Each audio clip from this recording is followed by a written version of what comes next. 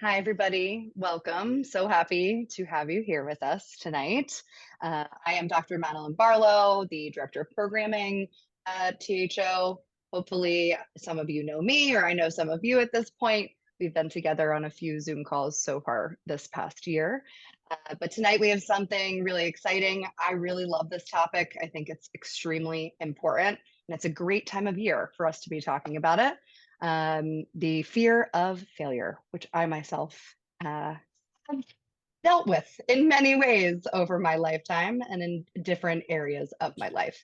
So I would like to welcome Sawyer Smith from Ideal Performance to talk to us about that topic tonight. Sawyer, I'll hand it. And one more thing, sorry, actually, I'm going to be here for the first little bit, but Andy's going to take over for me. So just so everybody knows, we'll kind of both be on the camera tonight. All right, Sawyer, go for it. Awesome. Thank you so much, Dr. Barlow. Quick share my screen. Ooh, if I'm able to get that, that'd be great to share. Sorry about that. I'll make you co-host right now. No, you're all good. Before that gets going, I will really recommend ask questions, toss them in the chat. I will try to check that just as much. We were chatting before and I mentioned, I don't think I've ever talked for 50, 60 minutes straight, nor do I care to. My voice and my opinions, I like to hear everybody's. So please jump in with any questions or anything you're looking for me to clarify, okay? All right, you should be able to let me know if you're having any issues. Awesome. Just got it. Perfect. So, oh, diving in, initially I thought about the fear of failure. And I think for a lot of us, sometimes we fail and then we instantly call ourselves failures. And we can fail without being a failure. And thinking through that, I hope throughout the rest of this presentation, there are some things that help us think through, like, how can we fail, still consider ourselves maybe not a failure, and maybe think through those in a different couple ways. As we get going, a little bit about me. I know there's a little blurb for us, but I'm originally from the Wisconsin area. Andy and I just figured out that we are about 20 minutes apart from each other. We're going to get together here soon, I know. But I went to the University of Wisconsin. I got my psychology degree there, and I competed as a track and field athlete at Wisconsin for 5 years as a decathlete. For some of those that maybe don't know what that is 10 events over 2 days, an array of events that I participated in. A lot of things that I draw from when I work with athletes or I do talks like this is from my personal stuff, because I realize sometimes we have people that have degrees are chatting with us, and it's good to know, like, yeah, I struggled with a lot of things of failure. A lot of times I failed at Wisconsin. After Wisconsin, I went and got my counseling degree from Valparaiso. Right now, I am a licensed professional counselor in the Madison area, working with people from all different types of things, whether it be psychosis, day-to-day stuff, depression, anxiety, the whole gambit of things. I am currently also at Edgewood College right now, where I am an assistant track and field coach, and I am getting my MBA at Edgewood at the moment. With all that too, I am also with Ideal Performance. As you can see, my person I work with, Jameson, his screen is off. He's got his daughter in there. Hi, Mara. That's a little bit about me. I also have a puppy. That is her right there. She has grown into something much bigger. There will be guest appearances from her slides as we go. But that's a little bit about me and where I'm coming from, my background. A few things as we get going. Just a couple of assumptions, thoughts, and terms that I like to just toss out there. As we think about failing, it can be any like setback, big or small along the way. It doesn't have to be a giant failure, it doesn't have to be a small failure. Failure is failure at times, and failing can really suck. So as I say, maybe setback, mishap, something that we just didn't do right. That's what I mean sometimes with failure.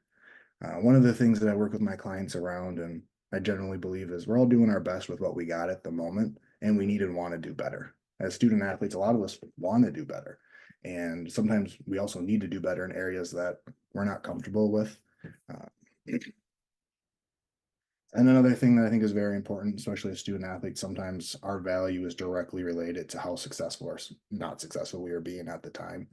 One of the things that helped me get through that and thinking on it is that we are more than the sum of our parts put together. or how those things interact, or how we'll work through all these things.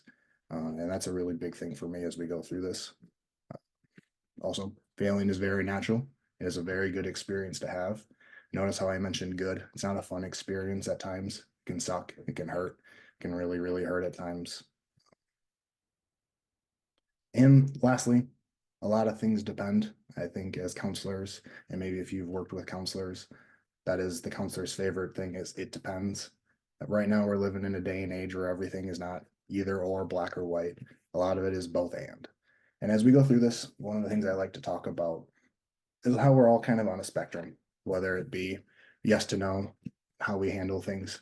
But along that, we all have our different set points where certain things work for us, certain things don't work for us, depending on the time of our life, depending on the world we're living in.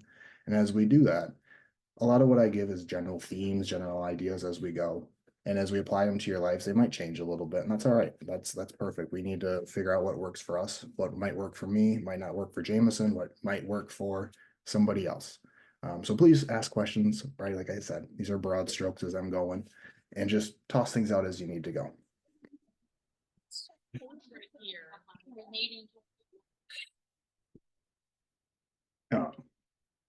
So one of the biggest things and frameworks that I work from that I like to give a little background on as we go is the idea of outcome goals versus process goals. And as I mentioned, I coach track. So an easy idea of an outcome goal is maybe an athlete at the beginning of the year from me coming in saying, I want to get first at conference. That is a very good outcome goal. However, along that way, we need that idea of like a process goal. A process goal is everything that we need to do along the way to get us to that goal. For me, a lot of times I talk to athletes about showing up for practice, what work we put in, all of those things along the way, and so much more. But one of the analogies I like to use is the idea of Google Maps, Apple Maps, whatever GPS system we're working with. I live in Madison. It's been a pretty mild winter. However, a lot of years I think about how I want to move somewhere warm. And if I say I want to go to San Diego, California, where I hear the weather is wonderful year round, that is my outcome. That is where I'm hoping to get to. However, there's a lot of steps along the way. There's a lot of process all the way through here. There is a lot of process. Along with that process, one of the big things that I chat about with people is getting our starting point. My starting point's really important with where we are at. So thinking about, I'm in Madison, Wisconsin right now.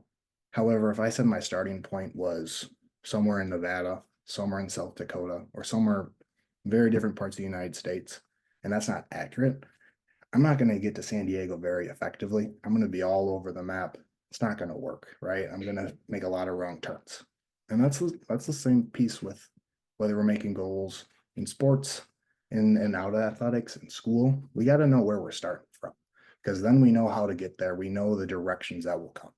So that's a really big thing as we get going. And as I think you carry this through your life. Where is your starting point, and what do you need to do to get to that outcome? A big thing too is to continue knowing where your location is. Along this way, if you're like me, you're going to take a lot of wrong turns. You're going to mess up. You're not going to maybe know where you are.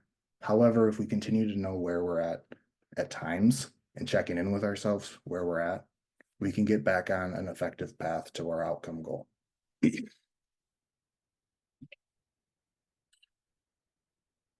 A big way that we do this, and if I remember correctly, Dr. Barlow mentioned that she does a lot of mindfulness things, a lot of things that we need to be present with.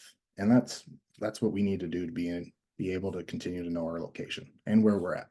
Be mindful of where we are at so that we can proceed in a very mindful and effective way.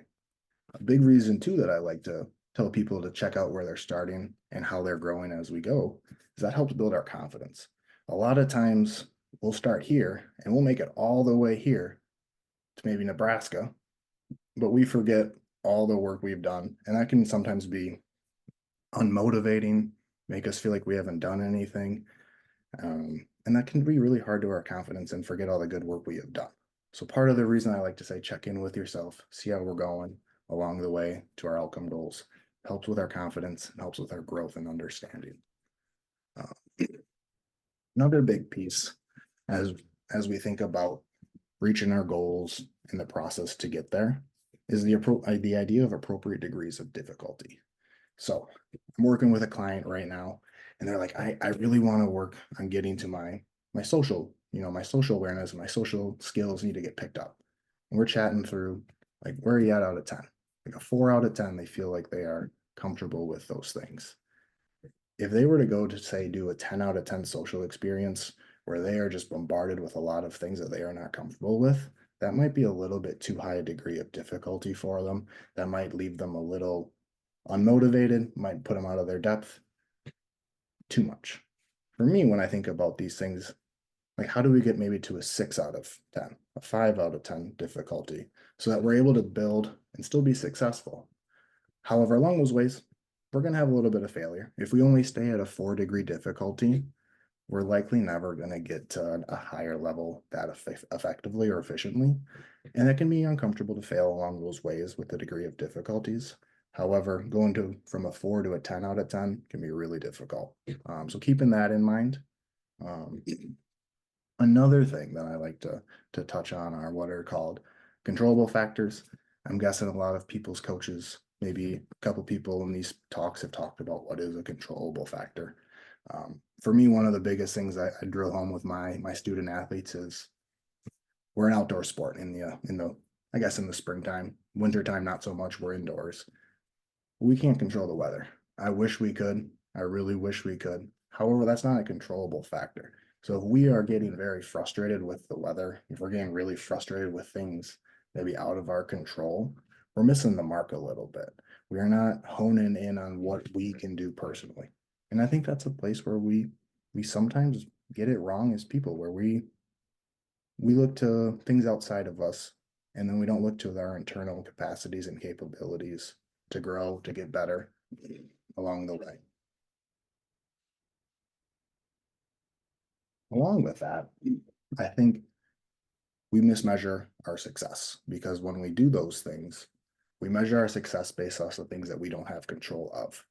And say with my outcome goal where I mentioned I want to get first at conference, what one of my athletes tells me. Let's say another athlete, stud athlete, comes in and gets first for them, gets first in front of them. Is that a success or a failure for the athlete? Possibly both. That we don't have control over what that other athlete does or how well they are performing. What we have control over is that process. Say my athlete came and did all the work they needed to. They did everything wonderfully. Was that a success or a failure? I would say maybe as an athlete, that feels like a mixed bag. However, as a coach, sorry, I clicked on the wrong button. As a coach, I think that is a success as a person, because you're working through that process. You are doing the things within your control that make you successful. And sometimes we need to remember to gauge our success based on what we are able to control.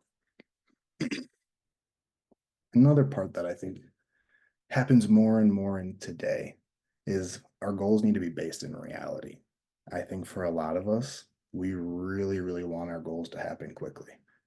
I grew up, I'm not that old, I know. However, I grew up in a time where I had dial-up internet. I didn't have Amazon. I didn't even have a phone. A lot of things took a lot of time to get to me.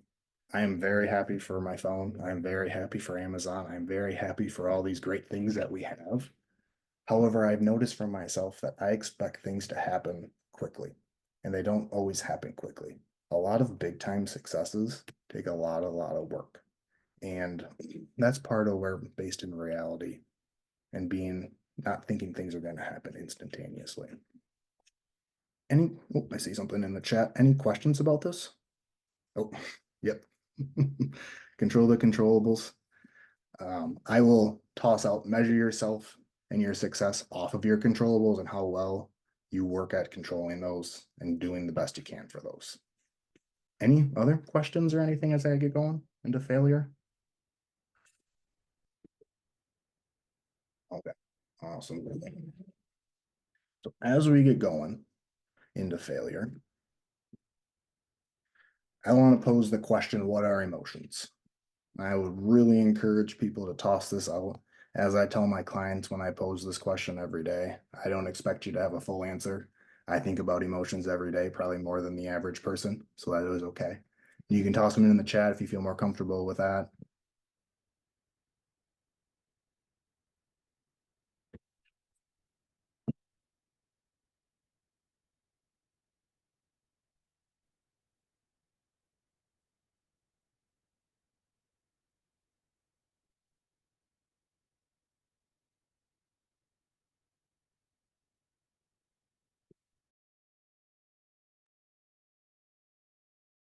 Anybody got anything?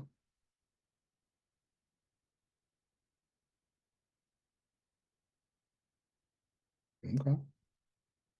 Yeah, how our environment and experiences influence us, how we're feeling in the present.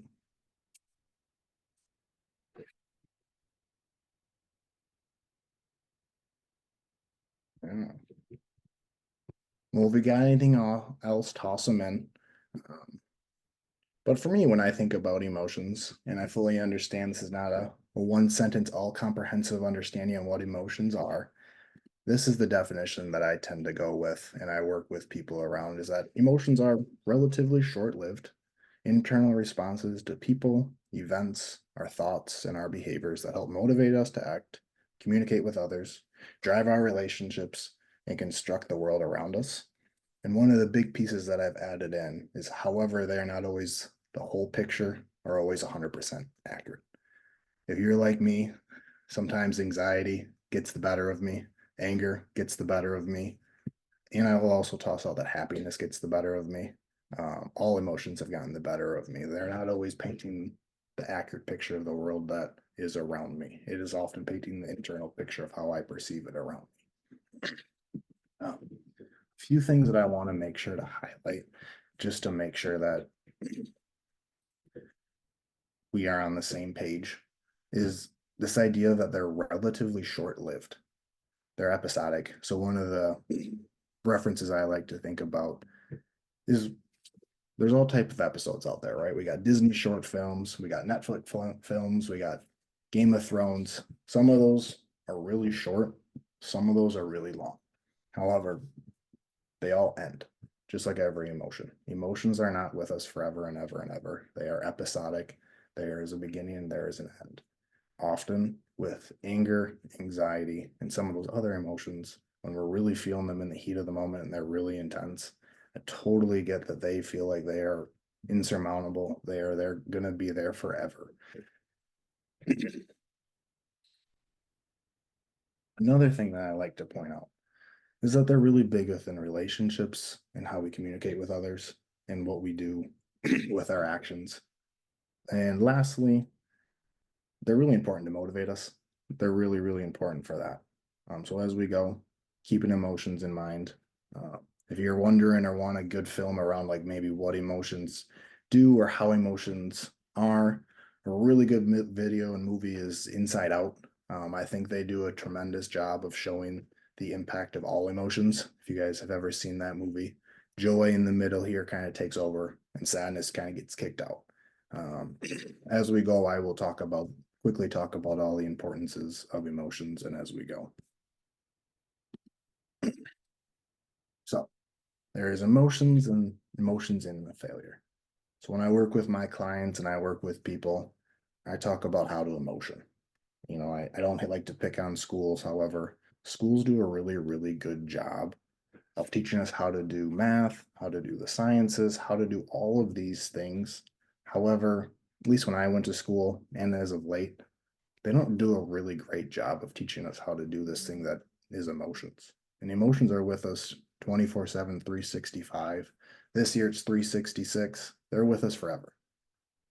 And sometimes we need to learn how to do them.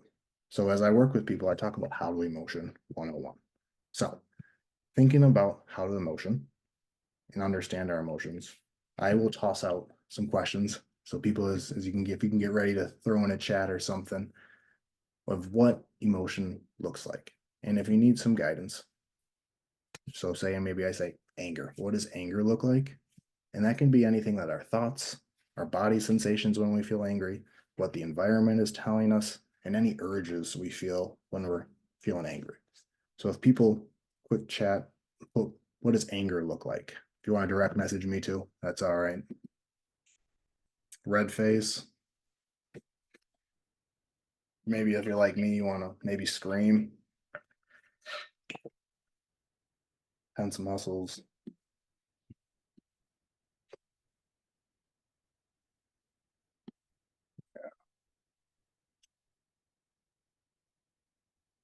Not in control. Yeah.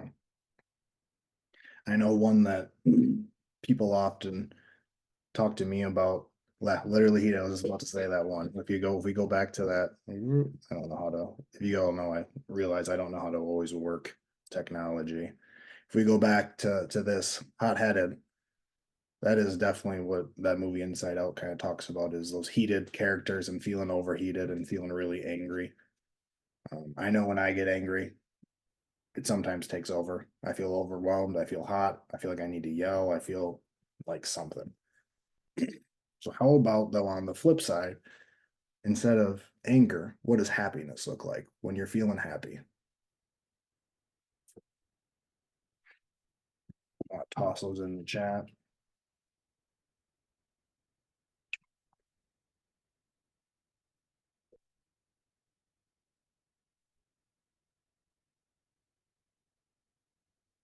Relieved, excited, relaxed. Yeah. Contagious energy.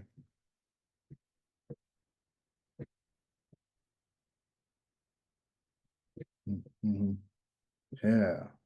Thank you for those.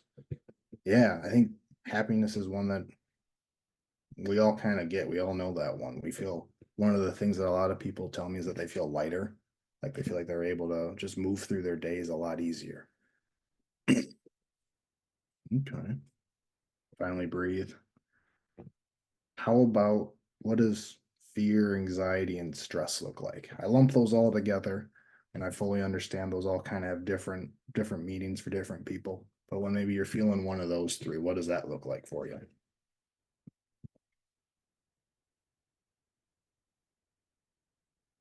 Mhm.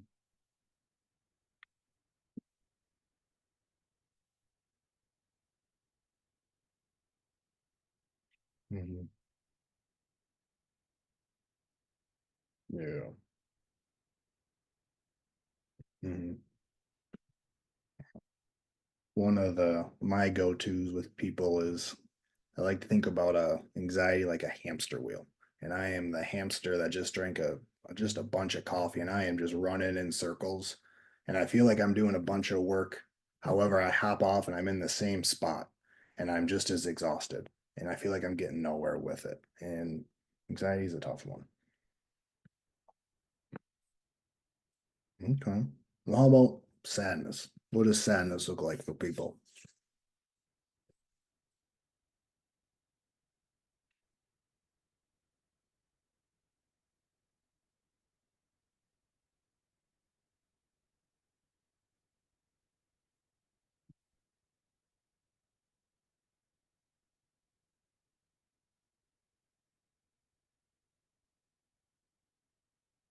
Hmm.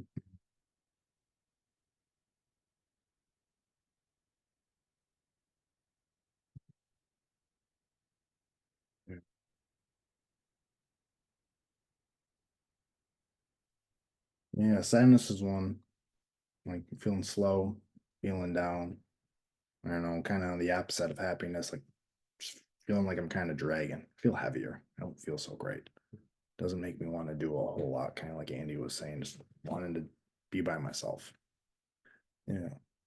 With all of these, as I think a couple of these comments you all were hitting on, they all come with action urges. They all come with this desire to do something. However, action urges of emotions do not mean that we need to act. Sometimes, especially with anger, anger is a pretty good one for me to pick on, because I've said a lot of dumb stuff when I'm angry that often comes back and gets me, and it makes it a whole lot worse for me. Sometimes with anger and maybe even other emotions, I need to not do something. I'll also pick on happiness, because I think every emotion has its upsides, has its downsides. Happiness, sometimes when I'm feeling too happy and someone in the moment's like, hey, you want to help me move next weekend? And I'm feeling really happy. I'm like, I got you. I will help you move. Next weekend comes. Guess who doesn't want to help that person move? But happiness in the moment took over for me. And here I am busting someone's butt, busting my butt to get someone in out of a third story bedroom with a bunch of stuff. So I say that to say, with every emotion, if we experience it, knowing what it does to our action urges is really, really big. Because if you remember, if I can get back, all of these are episodic, meaning they come and they go. And if we act out of something that comes and goes and maybe won't be with us forever, and we only act out of emotions and not sometimes our logic and the other parts of the world that make it up, we kind of get ourselves in a bind. And that can happen with happiness, anger, sadness, anxiety. I often think with anxiety, sadness, and anger, we tend to regret those a little bit more. My idea with happiness, me agreeing to somebody moving, that doesn't happen as much for us. But just keeping that in mind as we go, that each of these emotions we experience push us to do one thing or another. Another thing about how to emotion that I think is big, we'll often hear things that are negative emotions, positive emotions. For me, that's like nails on a chalkboard, to be honest. Every emotion that we have has a very valuable place in our lives, and it's giving us clues about what's going on and how we are doing. Often, when we do feel like a negative emotion, sadness, anger, sometimes anxiety, it's really hard to experience. And that's sometimes where we get it wrong, where we think they're negative or positive. Everything's telling us an important story, and we need to listen. Do we maybe need to act? No, not saying that. However, we need to be aware of what they're saying. Another part I'll talk about later on, acceptance versus approval. Acceptance versus approval are two very different things in my books. I can accept something, however, I don't need to approve of it. With emotions, that comes same. I can accept that I'm feeling sad. I don't maybe want to feel sad or approve it. However, I need to be open to feeling that. Because that sometimes then leads us to my next point, where if we're distracting versus avoiding from an emotion, if I'm avoiding an emotion, that emotion's just sitting in there and bottling up. One of the analogies that I use is when we were kids, if you were like me, my parents would tell me to clean my room. And sure, I would clean my room. However, if you looked under my bed or you looked in the closet, all of my crap was then shoved into those bedrooms or closet. And I was really just avoiding cleaning the room, and I was making it look like it was clean presenting. That wasn't really cleaning. And sometimes we do that with emotions, where I'm feeling really sad. But instead of working through it, processing it, and accepting it, I just shove it away for later. And then that comes out in different areas of my life. And sometimes I take it out on other people.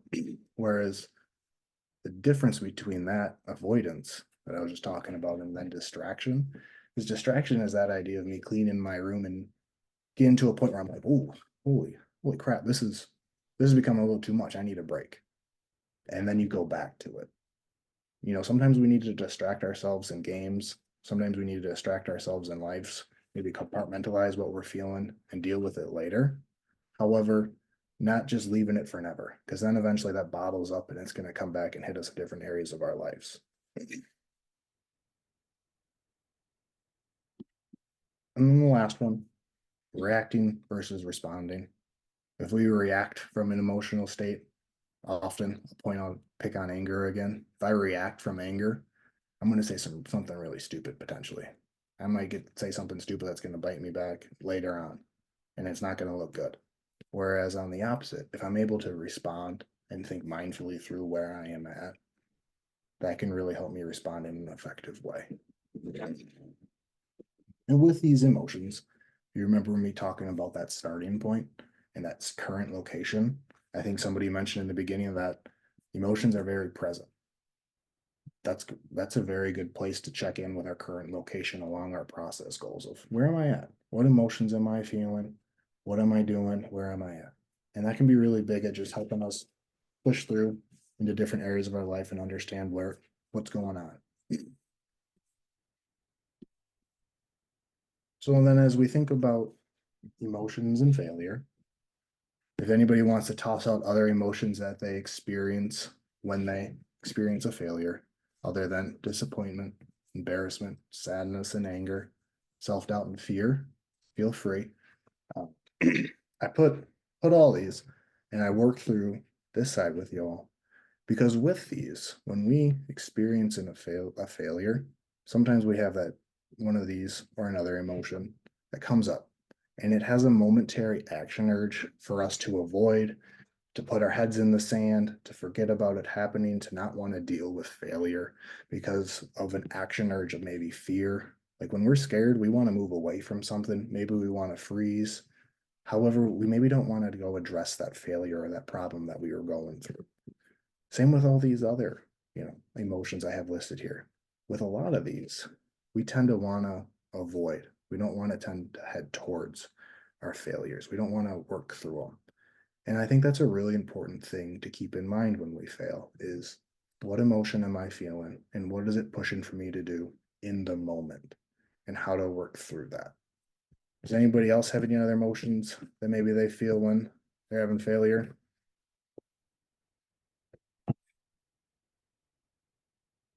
Overthinking. Yeah.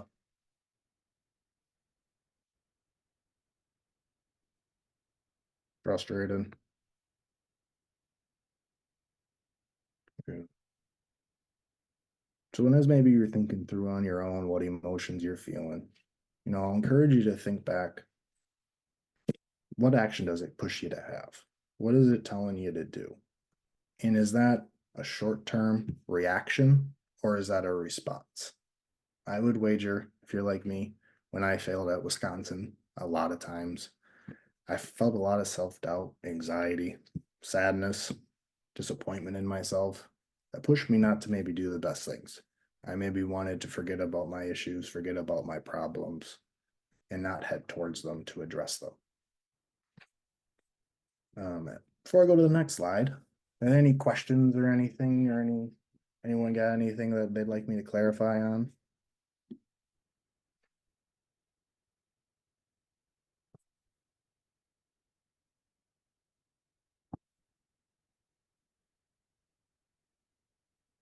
Right, not seeing anything in the group chat, but if you do, feel free to throw one of those over and I'll make sure to answer it as I go.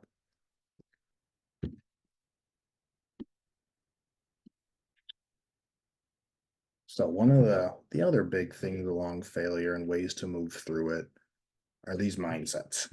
I got a feeling this is more of a buzz now than it was back when I went through college. But the two big mindsets that I'm talking about are the fixed mindset and the growth mindset.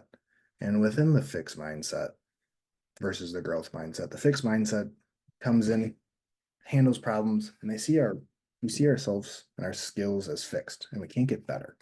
When we fail and we have a fixed mindset, it's the end because it's a sign of where our talent and our well-being ends. A lot of us can shift between the two fixed and growth mindset. But I think the big thing is that where you start with a fixed mindset is where we feel like we'll always be, and we won't ever move to getting better. Our work won't get us to the next level. Sometimes when we do have that fixed mindset, it drives us to always want to prove ourselves. We always want to showcase like how good we are. We want to showcase all the things that we are good at. And we need to continually prove ourselves because we don't think we can get better. On the flip side of that, though, there is the growth mindset. And I think the growth mindset is a place that I obtain to always be. However, there are days where I find myself stuck in the fixed mindset. And that growth mindset is that idea that we believe our abilities can get better the more that we work at them. And we don't think failure is the end. We see failures just another starting point or current location that we are at and that we can move through. I'll take you back to that map that I had up of Madison to San Diego. Along that way, there might be some car accidents, there might be some road construction, there might be a lot of things that are setbacks. However, as we go, if we're able to work through them and we're able to process them and handle those setbacks along the way, we can get to our endpoint of San Diego or whatever our outcome goals are. So as we go, having that growth mindset tells us we can get better. We can move through these things and we can do, get better at our talents as we work. One of the studies that studied growth mindset is from Carol Dweck, and she might be someone that you all have heard about a lot. Sorry, Carol Dweck. And one of the things she found is that a lot of the people that had the growth mindset had the idea of we're not there yet. We have the ability to get to that place. Maybe we're not there at the moment. However, we are still able to work towards that place that we are looking to get to our outcome, and we're able to work through failure. One of the analogies I use for this one, I'm in Madison. There's a lot of bike paths. There's a lot of bike paths around the area that are easy to travel down. There are a lot of also deer paths, so that sprout out. I don't know if everybody's seen one of those, but bike paths, you can ride a bike down. Deer paths, something deers travel down, and they're pretty overgrown. They don't have the easiest to travel capabilities. There's probably some rocks, there's probably some thorns you're going to get. And as we do that with our brains, if we think about our brain as a bike path or a deer path, if we travel down that deer path more and more, the more we do it, the easier and more cleared out that deer path is going to be. It's going to be easier to go down it. We're going to be able to grow our abilities. We're going to be able to get to our other options or our other skill set smoother. Whereas a bike path, it might get overgrown. It might move a little bit harder to go down if we don't travel it as easily. And that's that idea of like neuroplasticity, where as we do things, our brain changes. We are able to rewire our brain, they've been finding. And that's that idea of growth mindset, where we're able to grow and change into different parts of our brain. Any questions around that?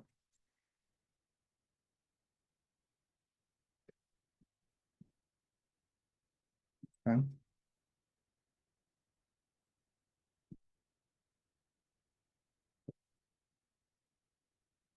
Another way that I think is really important to think about, or another thing that's really important to think about as we move through failure is this idea of grit. Grit was a concept that one of my coaches I work with at the moment just shared with me in the past couple of years. And grit is that idea of having passion and perseverance, stamina for our goals, and sticking with our future day in and day out, even when the going gets tough. At times, it's pretty easy to want to give up.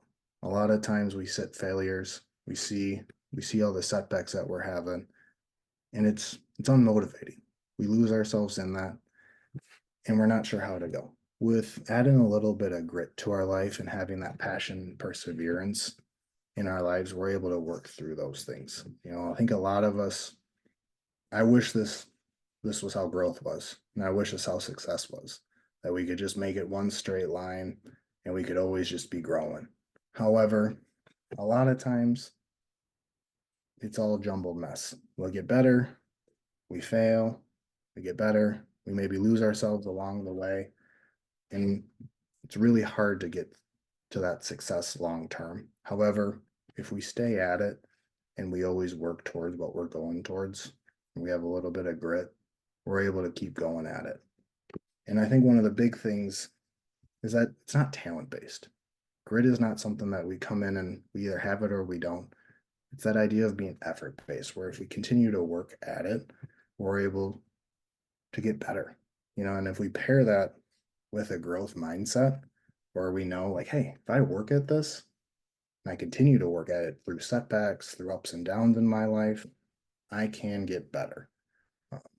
And I think that's a really hard thing to do, especially if we have those emotions that are coming in. We have sadness, we have fear, we have stress, we have all of our things of life that are in the moment telling us to move away, to forget about it, to just give up.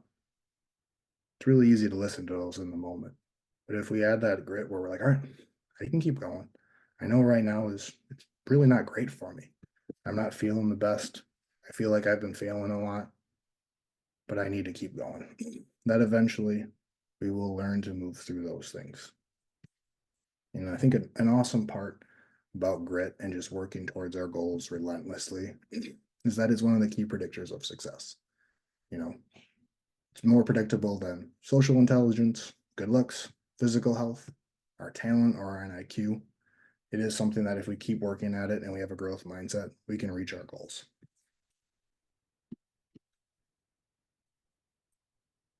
And as we kind of move all that growth mindset and grit together, we also need to think about, though, when we do fail and like what to do. In life, I'd like to say that we never fail and it's never our fault. However, if you're like me, I have failed a million times and it has been my fault. I have been the person that maybe didn't do what I needed to do. I didn't do all the things that were important in the moment, and I failed myself. And when that happens, it hurts. Doesn't feel great. I've never been really happy with myself, to be honest. Um, but as we do that, we need to accept it. We need to accept that we had a role in it and that we can do better.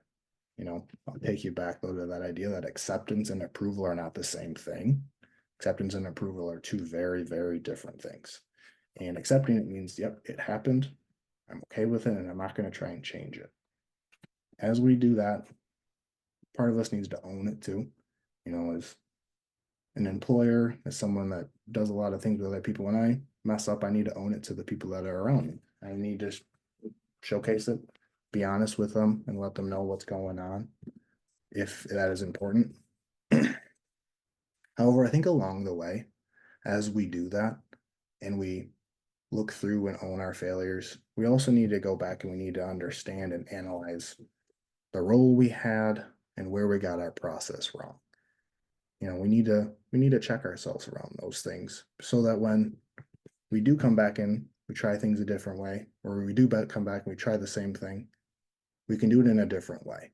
If we keep doing the same thing over and over again, expecting different results, and we keep failing, that's infuriating for us. I know when I've tried to do a lot of the same stuff and then I keep trying the same way, it doesn't work, especially if it didn't work the first time. That's when maybe when we go back to our process goal and we look at our roadmap along the way, we need to stop and think about what can we try differently? How do I maybe get my process wrong? Where do I need to go? Along as we do that, it's really important though to check our emotion urges so that those aren't leading us, because sometimes our emotions can take over and our fear, our sadness, our anger can take over for us. And allowing ourselves to notice that and not be ruled by that as we rethink our process can be really, really big. And then lastly, as we do that, we can use those emotions. I work with some of my athletes right now, and they won't do something great during a practice or a meet, and they'll come up very frustrated with their performance. And one of the questions I'll ask them is like, so how are we going to use that? Are we going to use that to help us motivate us in practice? Or are we going to use that to want to move away from that upcoming thing that we're trying to work towards? And that can be hard to try and use that sadness or that anger to motivate us.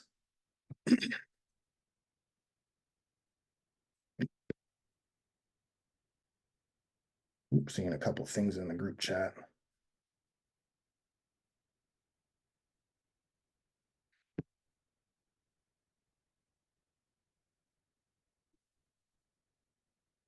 Yeah. So one of the questions is, what is the difference between grit and mental toughness? And how do you make sure you're not just repressing a failure and moving on with actually working through that? Yeah. So I think grit for that first one, like that idea of grit and mental toughness.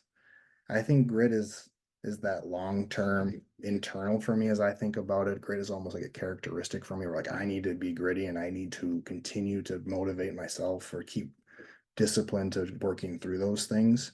And for me, sometimes I think about mental toughness as continuing to do hard things. I can become mentally tough by continuing to do hard things over and over again.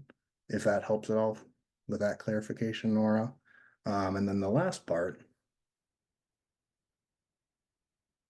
how do you make sure you're not just repressing a failure and moving on without actually working through it? So I think for me, as I think about that, is when you think about repressing, if anybody wants to toss out what they feel like repressing is versus suppressing?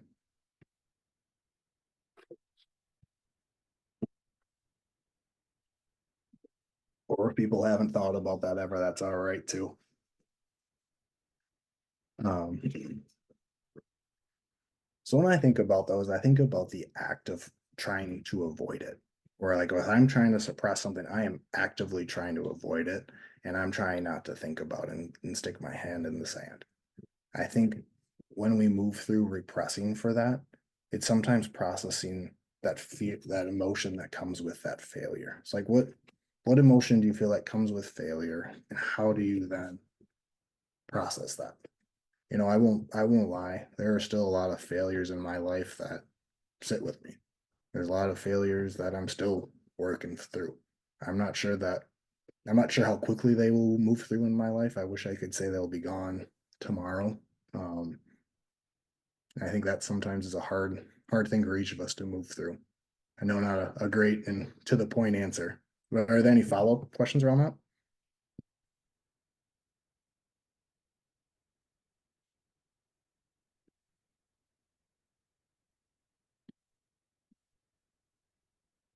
All right, well, if there are, please toss them in there. If you want me to clarify, please let me know. Uh, One of the things I want to point out though too is before I go to my last slide is that success and failure often go hand in hand, with failure outnumbering success a whole lot. And that sucks. It, it's hard. You know, I think that's important. You know, if you know any basketball stars, you know Joel Embiid. He talks about trust the process, and a lot of people talk about falling in love with the process. I think with knowing this, that failure and success go hand in hand, with failure outnumbering success. We got to fall in love with that process, because that's the part that will get us to success. Failure is going to come, but we need to be in love with the process that it is to get better at our sport.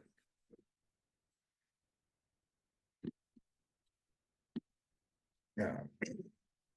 But before my last slide, or with my last slide, just want to toss out some practical tips for failure in life, because it can be hard to know where to start and some things to do. One of the big ones that I always drill home is start controlling the basics: how much food we eat, how much water we're drinking, and how much sleep we're trying to get. I understand sleep can sometimes be a hard one to come by, with feeling a little anxious or whatnot, but really working to try and get those three quality things up. Those will instantly help work through failure, work through life. And I put an asterisk in how much time you're on your phone. You know, I think phones are an amazing thing. I think they do a lot of great things. However, we are also sometimes attached at the hip with them. I did a fun study with some of my athletes where we all pulled out our phone and we checked what our screen time was. And it was scary for some of them, where some of my athletes had screen times of 9 hours a day. There's only 24 hours in a day. That means we are spending a whole lot of time on our phone. And I understand there are reasons too, but if we're spending a lot of time on our phones before we go to bed, that's going to make it a lot harder to sleep. Sometimes putting our phone down can be really beneficial to us. Another one is taking breaks to recover. Don't only grind, sculpt instead. You know, I have some athletes that really want to just work and not take a break to recover and let their muscles recharge, let their mind recharge. You know, I encourage you to think about grinding a rock. If we grind a rock, eventually it's going to turn into powder. That's not going to be very effective for us to use if that's our body as an athlete. But if we sculpt instead and we make tactful decisions on how to improve, when to rest, when to recover, how to do things, hopefully your coaches can help guide you with that. Mental health professionals can help you guide with that. That will lend yourself to very long-term success. Compete against others, compare yourself to previous versions of yourself. I think sometimes we compare ourselves to others, and the others have a different starting point. Maybe they've been doing the sport for 10 years and we just started, or there's any number of things that are going their way, but we forget where we started and how well we are doing. If we always compare ourselves to others, that unmotivates ourselves. Compete against them, but compare yourselves to how you're getting better. One of the other big things I've been doing with my athletes is not only use practices to get better at your sports and its unique techniques, but use your practices to improve your mental approach. I'll have athletes that come in and they're working their tails off to get better, and they'll have a bad day of practice and they won't know how to work through that. They'll sit there with it. They'll be really frustrated with it because they want to do well. and we'll have a quick conversation like, all right, like how do we, there's gonna be a meet. How do we in a meet work through this when we don't have a great meet? How do we work through a warm-up at a meet when we don't have a great meet so that we can get back to a place where we feel ready to compete at a high level? And using our practices to work on our mental approaches as well as our physical approach to the sport. Another one tossing out there, we all practice our sport a bunch. We all probably have practice 4 or 5 days a week, but using every day to practice our emotions, practice how we experience sadness, happiness, anger, and what we feel like when we have those emotions.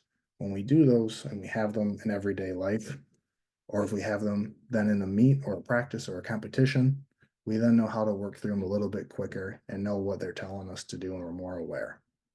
Lastly, is looking at the small picture, but also being able to step back to see the big picture and other perspectives. There's a quote that I like. I have think elephant there, is where if you ask 20 different people to tell you what an elephant looks like from 20 different angles, you'll get 20 different answers. And sometimes we need to step back and see all those perspectives. However, similarly, if we're this close to an elephant, we're going to give a very different picture of what that elephant looks like. And sometimes we need to take a step back. And sometimes when we're experiencing failure, we are right there with that elephant. We are right up close and we are seeing that failure glaringly. And we need to take a step back and see the bigger picture so that one, if we need to go around it, we can, or two, if we need to rethink it, we can. See something in the chat. Oh, Jameson. Yeah, but any questions or anything?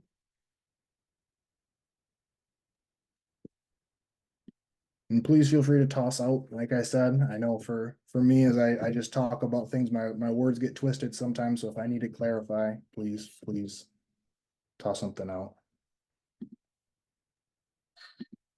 Mm-hmm.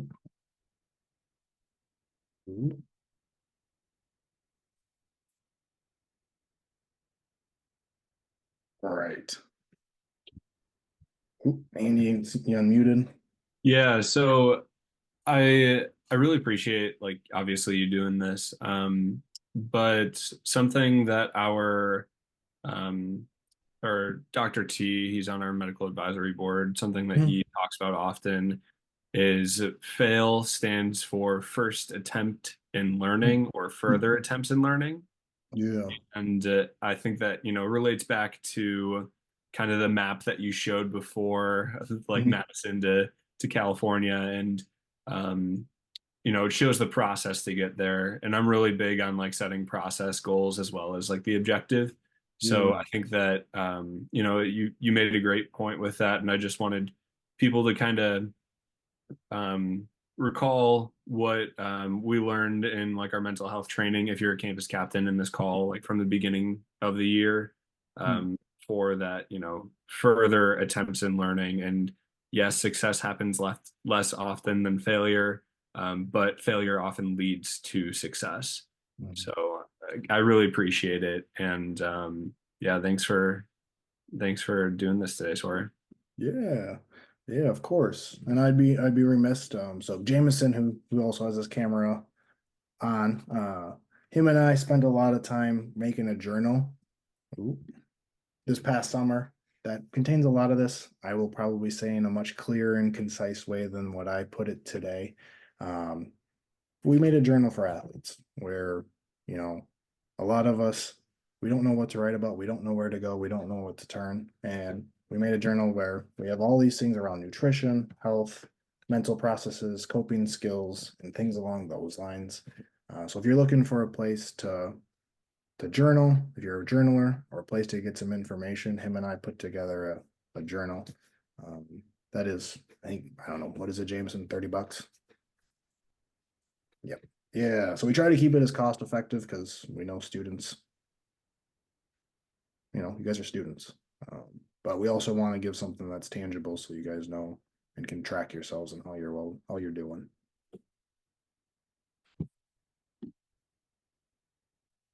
Yep. Awesome. Yeah, I think that it sounds like a great resource. I'd even be like interested in it for myself, even though I'm not an athlete anymore. I think that it can, help me with just some of the my personal goals too. Um, if anybody has questions for Sawyer, you should all have my email. You can contact me. I can get you in contact with them. Or I see Jameson's putting some stuff in the chat now too. So that's great. And obviously, you can contact them directly. You see their email up on the screen.